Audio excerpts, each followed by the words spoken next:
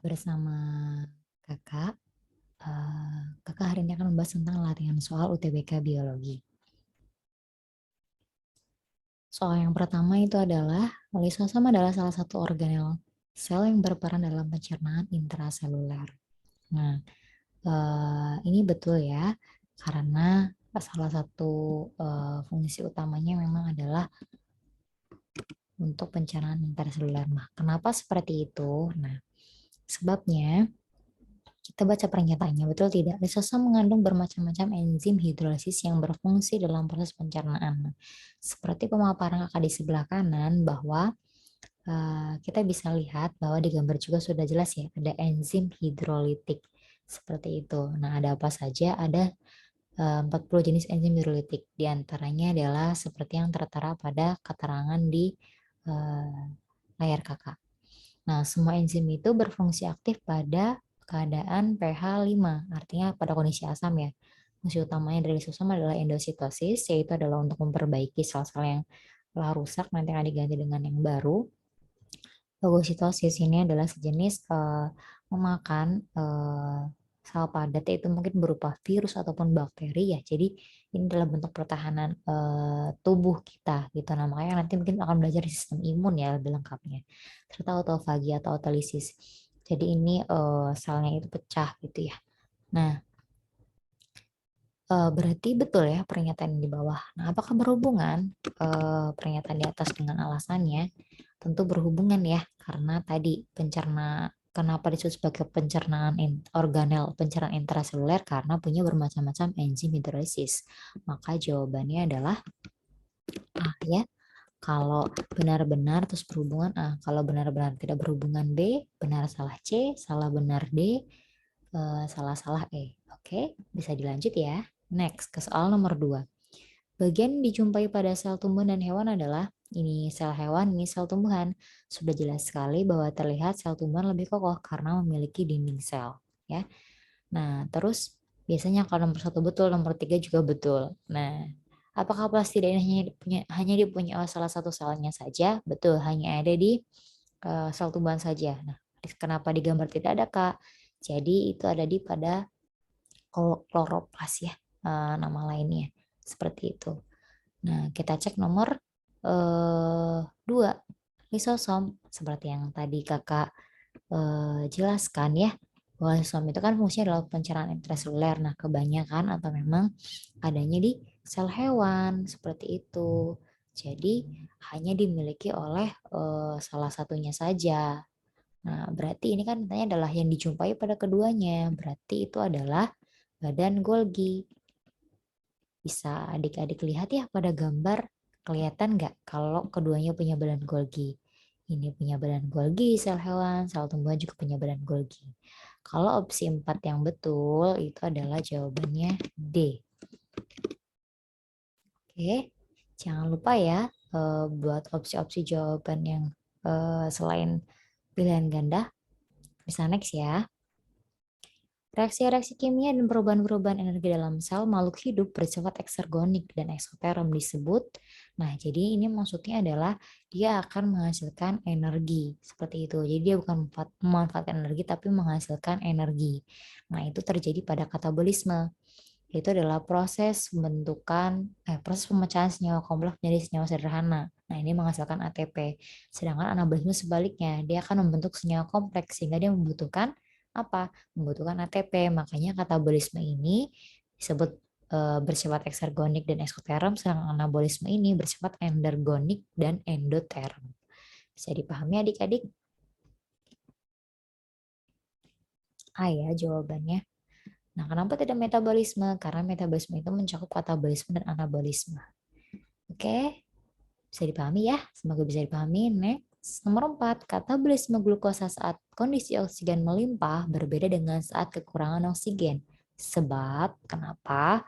Nah, jadi kalau kondisi oksigen yang melimpah, kita udah sering dengar yang namanya respirasi aerob. Nah, Ketika kondisinya sedikit ini apa Kak? Nah, teman-teman juga bisa menyebutnya respirasi anaerob. Nah, respirasi anaerob itu bukan berarti tidak ada sama sekali oksigen, tapi ada yang dia itu menggunakan oksigen tapi jumlahnya sangat sedikit. Nah, maka ini tentu akan mempengaruhi apa? Jumlah ATP. Kalau katabolisme glukosanya kondisinya oksigen yang melimpah atau normal, maka ATP-nya banyak. Seperti pada gambar di sebelah kanan, seperti kita tahu itu adalah katabolisme glukosa pada organisme yang oksigennya itu cukup ya. Itu biasanya ada beberapa referensi yang bilang menghasilkan 36 ATP, ada juga yang 38 ATP. Sedangkan pada respirasi anaerob itu hanya 2 ATP, maka lebih sedikit. Biasanya kalau nomor 1 betul, nomor 3 juga betul. Nah, melibatkan organel ganda. Nah, apa sih organel ganda itu? Betul ya, teman-teman. Jadi, pada respirasi aerob seperti pada gambar di sebelah kanan, itu dia melibatkan organel berupa apa? Mitokondria. Tuh. Ini apa? Membran luar dan membran dalam. Seperti itu. Sedangkan pada respirasi atau organel yang organisme yang prokaryotik itu dia tidak memiliki mitokondria seperti itu. Maka dia tidak melibatkan organel membran ganda. Itu bedanya. Sedangkan kalau menghasilkan CO2 menghasilkan sama ya, dulunya menghasilkan CO2. Hasil akhir berupa senyawa organik juga sama. Jawabannya berarti kalau student 3 yang betul itu adalah B. Karena 23A, 24 itu C, 4 saja D, benar semua adalah E. Oke, bisa dipahami adik-adik? Nomor 5, pada suatu neuron terdapat struktur yang disebut sebagai nodus Ranvier. Nah, pada gambar neuron ini sudah jelas ya, nodus Ranvier ini adalah berupa apa? Cekungan gitu. Nah, ini ada pada bagian apa? Akson. Maka kita lihat dulu opsi jawabannya. Yang A, celah pada dendrit. Dendrit itu ini ya, sedangkan kakak bilang nodus Ranvier ini adanya adalah di akson atau neurit. Jadi jawaban A salah. Yang B, bagian dari akson yang berfungsi mendukung konduksi saltatori. Betul ya, bagian dari akson. Tapi apakah mendukung konduksi saltatori? Konduksi itu adalah perambatan panas atau kita perambatan listrik. Nah, betul ya, jadi adanya lulus Ranvier ini nanti akan mendukung konduksi saltatori atau loncatan-loncatan listrik ya pada sel neuron ini. Seperti itu. Berarti jawabannya adalah yang B.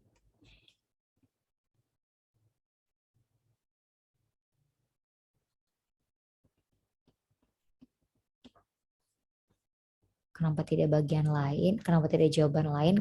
Teman-teman juga bisa lihat ya bahwa kita lihat yang C. Celah pada akson memasukkan neuron transmitter. Neurotransmitter itu biasanya adalah ada di ujung-ujung akson yang nanti akan berhubungan dengan bagian akson lainnya. Seperti itu. Maka kurang tepat. Yang D juga kurang tepat. Yang E juga kurang tepat. Kan dia bukan terletak antara neuron ya, tapi ada di bagian akson, tapi di masih di dalamnya. Oke, bisa dipahami ya. Next, kalau soal nomor 6. Reaksi fisiologis tumbuhan dengan panjang siang atau malam hari berupa respon pertumbuhan dan perkembangan bunga adalah, nah kita lihat ya, estivasi itu adalah adaptasi atau penjelasannya. Sedangkan etiolasi ini adalah kondisi tumbuhan kekurangan cahaya gitu ya. Nah efeknya apa? Biasanya kalau nggak tanamannya bengkok batangnya itu warna daunnya itu adalah lebih pucat seperti itu. Fotoperiodisme ini adalah respon fisiologis tanaman itu sendiri ketika pengaruhnya dengan panjang malam dan panjang siang yang akan berpengaruh pada respon pertumbuhan dan perkembangan suatu tanaman gitu. Kalau dormansi ini adalah berhenti tumbuh. Ibaratnya itu kayak diam sesaat gitu. Tapi apa? Dia bisa normal lagi bisa ketika penghambatnya itu nanti dihilangkan atau dipecahkan. Contohnya misalkan ketika dia kena asam asisat gitu. Nah, dia bisa terhenti atau kalau tanaman yang itu bijinya keras, nah bisa diamplas seperti itu. Kalau vernalisasi ini adalah induksi pembungaan. Maka pada soalnya kan dia pembungaan, tapi lihat adik-adik di sini induksi pembungaannya karena apa?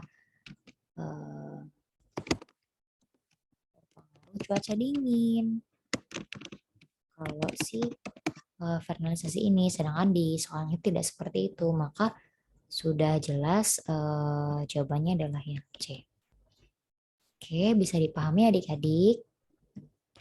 Semoga penjelasan kakak bermanfaat untuk adik-adik dan bisa membantu juga untuk review materinya. Semoga lain kesempatan kakak bisa bikin konten yang bermanfaat lagi. Mohon maaf apabila banyak salah kata. Terima kasih. Tetap semangat. Semoga sukses. Wassalamualaikum warahmatullahi wabarakatuh. Thank you for watching.